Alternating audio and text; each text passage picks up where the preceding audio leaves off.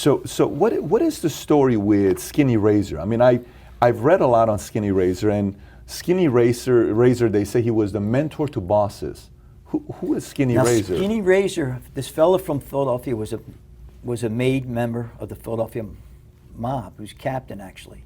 And he took my uncle under his wing when my uncle was young, around 16, 17 years old. And my uncle would hang with him a lot. And he introduced my uncle to all the guys in New York, all the bosses, and everybody. He knew a lot of people. And that's how my uncle got to know everybody over there. And that's how they got to know my uncle and his reputation.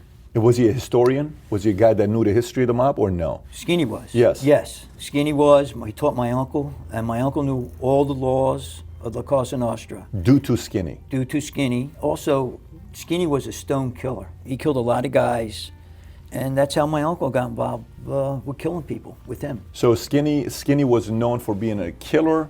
When you're saying a lot of guys, what's a number with somebody like him? Was he? I have no idea. Dozens, or is it in I would say at least a dozen. I mean, Okay. he would kill people. He got the okay to kill this fella with my uncle that lived in South Philadelphia. Now, this fella was like an informer for the police. One day during a snowstorm, he grabbed my uncle and said, "Come on, let's go." They walked in the snowstorm because nobody was out driving or anything.